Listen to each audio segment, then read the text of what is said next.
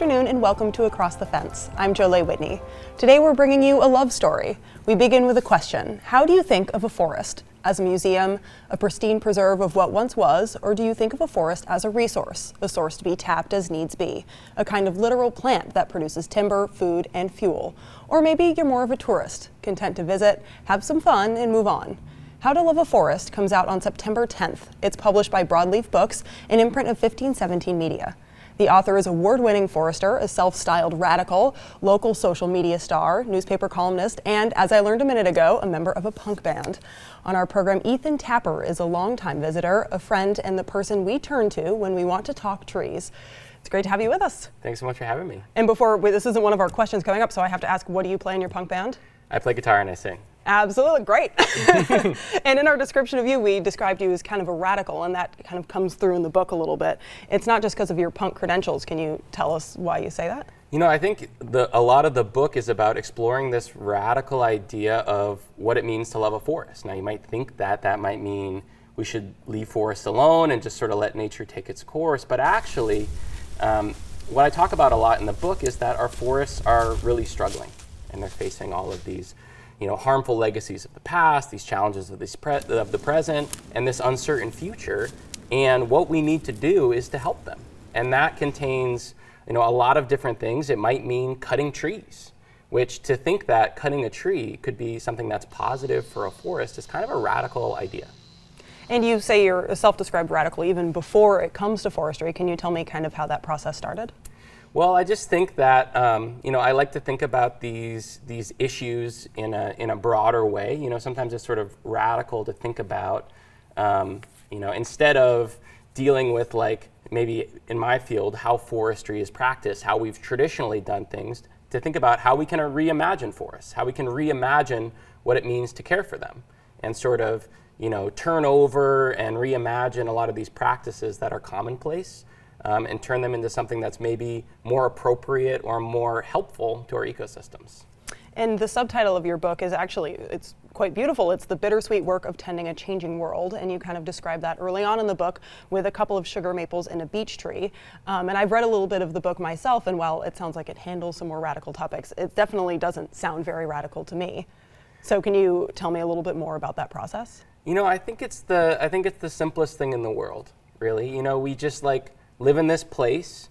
We're all dependent upon ecosystems for the air that we breathe and for the water that we drink and for this climate that we inhabit, and they need help. And so, maybe it's a radical idea to think that help could look like something like cutting a tree, but really it's simple. We live in this world, it needs help. What are we going to do to help it? And there's a lot of sentimentality in this book, but there's also some reality that logging is one of the more dangerous professions out there. Is that the case for somebody, an at-home logger, or somebody who does it as a profession? Sure. I mean, I think, the risk that I put myself at when I'm cutting trees, or that the loggers that I work with put themselves at every day in the woods is no joke. But for me, like when I'm working on my own land, it's so important, this work that we do, that for me, that risk, I'm always very careful, but it's not the first thing that I think about. It's always in the background, but I'm like, this is what we got to do. And I'm happy to take those risks to help, my forest or the forest that I manage be healthier. And the book is separated up, as you well know, by different keywords. Like, for example, one of them is the word change. Yeah. And in that chapter, you talk about history and landscape and certain destruction, even windstorms some. So how did you and maybe even an editor kind of decide how to frame the book through these different words? As I was writing the book, there was a lot of different things I wanted to talk about, and these key words just kept on coming out. Some of the other big ones are like relationship. What is our relationship to forests and other ecosystems? Responsibility. What is our responsibility to forests and other ecosystems? Humility. How can we have the humility to acknowledge that forests are already beautiful and already vital, and that we may never even totally understand them, and then the courage to do stuff to help them anyway. Legacy. What is our legacy that we're going to leave for future generations? What is the legacies that we inherit from the past? And it just really felt like a way that we could frame a lot of these topics in an engaging way. And throughout the book, you always have one thing by your side, and that's your chainsaw. Do you see that as kind of a means to cure or to cut? It is both. And I think that one of the things that I really like the parody of is that, my forest, Bear Island, which I talk a lot about in the book, was very degraded by short-sighted logging practices, what we call high grading, which is where you just basically cut all of the healthiest, most valuable trees in the forest and you leave the least healthy trees behind, which is a really great way to degrade a forest. And now I'm using the same tools that those loggers used, a chainsaw, a skidder, to then heal the forest. So there's a lot of things like that I think it's important for people to understand is like, we have all this almost trauma from the way that ecosystems have been managed by people in the past. But it doesn't mean that we have to be a harmful influence on our forest. I really think that we can be a keystone species, that we are probably ecosystems' best hope to have a better future. And we can acknowledge the harm that's been caused by people in the past, and also we can change. And speaking of that ecosystem, hunting is a lot of people spend time in the woods hunting, of course, and you kind of talk about that relationship in your chapter, Relationships, the Doe Hunter. And I would love if you don't mind reading a passage from that, Sure. Kind of about the bittersweet idea of that combination and maybe the radical things that you were talking about. Sure. As the hunters of Vermont age and retire, I imagine future generations of hunters like me, who hunt not for bigger bucks and more deer, but for a sustainable population of deer on the landscape. As the loggers of Vermont age and retire, I imagine future generations of loggers like me, who cut trees so forests will be healthy and diverse and resilient, a richer legacy for future generations. I am the doe hunter, to whom hunting is an act of humility and an act of love. I am the doe hunter who sees beauty in a living deer and a dead deer, in living trees and trees stacked on the log landing ready to be sent to the mill. I am the doe hunter choosing complexity over simplicity, responsibility over comfort. I am the doe hunter, a brave and imperfect being in a world of nuance. I am the doe hunter. Like this world, I am many things at once. So you draw a lot of parallels between being a hunter and being a logger. Do you think for you personally, you're a better hunter because you're a logger or vice versa? I think that both things to me have a lot of similarities. I want to acknowledge that for most people to cut a tree or to kill a deer, how could that be part of how we love a forest? How could that be part of how we care for an ecosystem? They're these incredibly bittersweet acts that also are incredibly necessary. It's like in the same way that we may acknowledge that our forests are degraded and that using the cutting of a tree as a tool, we can help them heal. We can acknowledge that deer don't have any predators on our landscape except for people, and that deer overpopulation is a major threat to our ecosystems. And as bittersweet as it feels, the killing of a deer can be this incredibly beautiful thing.